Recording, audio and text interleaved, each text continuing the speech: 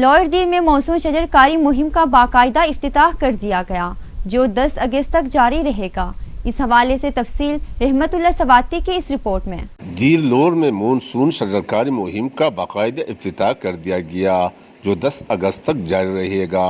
اس سلسلے میں رباط river park میں ایک تقریب کا اہتمام کیا گیا جس میں ممبر صوبائی assembly Muhammad Azam Khan, D F O Lower Dir Muhammad Rashid Khan, S D P O Muqaid Khan, chairman زکوٰۃ کمیٹی لور دیر فرمان اللہ خان، سابق ڈسٹرکٹ کونسلر اجاج خان، حاجی اسلام، حسن بادشاہ، علی بادشاہ ملک سمیت علاقے کے مشرانوں اور محکمہ جنگلات کے اہلکاروں نے کثیر تعداد میں شرکت کی۔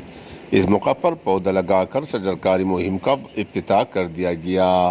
پلانٹ فار پاکستان ویک آج سے سٹارٹ ہے، آج 1 تاریخ ہے اور 10 تاریخ تک یہ کیمپین چلے گا۔ میری عام عوام سے یہی ریکویسٹ ہے کہ لور دیر فارسٹ ڈویژن مفت پودا جات فراہم کر رہے، تو جہاں پہ بھی ایک پودا لگ سکتا ہے، 2 لگ سکتے ہیں، جتنے بھی لگ سکتے ہیں وہ ہم سے رابطہ کریں، ہم سے مفت پودا جات لے لیں اور جہاں پہ بھی ان کے پاس اویلیبل اسپیس ہے وہ وہاں پہ لگائیں۔ تقریب سے خطاب کرتے ہوئے مقررین نے کہا کہ دیر لور میں مونسون شجرکاری مہم کے دوران 60,000 پودے لگائے جائے گی۔ انہوں نے عوام سے اپیل کی کہ شجرکاری مہم میں بڑھ چڑھ کر حصہ لے۔ کیمرہ ٹیم کے ساتھ رحمت اللہ سواتی، ریور پارک، رباط، لور دیر۔